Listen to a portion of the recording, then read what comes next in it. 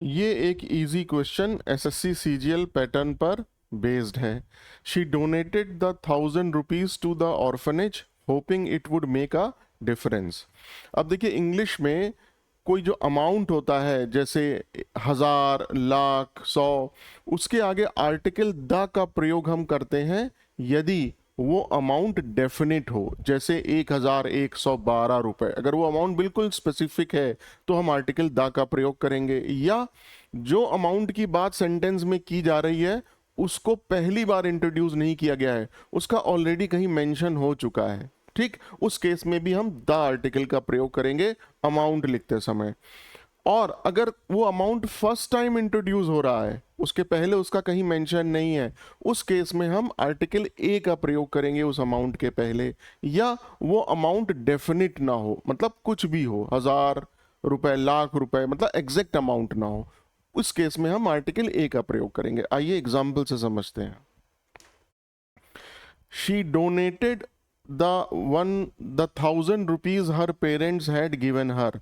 उसने वो 1,000 रुपए डोनेट कर दिए जो उसके पेरेंट्स ने उसे दिए थे। अब यहाँ एग्जैक्ट अमाउंट मेंशन नहीं है कि 1,000 रुपए या 2,000 रुपए, लेकिन वो अमाउंट प्रीवियसली में कौन से पैसे जो उसके माता पिता ने उसको दिए थे, पेरेंट्स ने उसे दिए थे, ये ऑलरेडी यहाँ पे मेंशन है, इसलिए यहाँ पे 1,000 के पहले आर्टिकल द बिल्कुल सही है।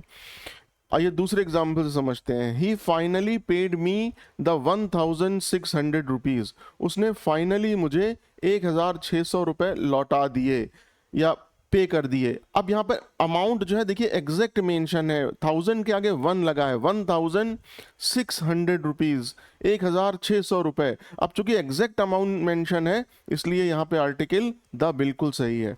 लेकिन यहाँ क्या है क्वेश्चन में, she donated the 1,000 rupees to the orphanage hoping it would make a difference.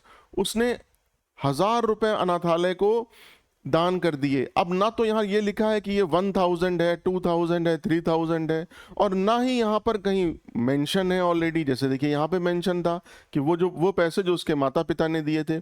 तो चूंकि ना तो एग्जैक्ट डेफिनेट अमाउंट दिया है और ना ही उस अमाउंट का ऑलरेडी मेंशन है, तो रुपए जो हमने यहाँ मेंशन किया उसके आगे आर्टिकल ए का प्रयोग होगा, दा का नहीं। She donated 1,000 rupees to the orphanage, तो एरर कहाँ थी, ए में। Thank you so much.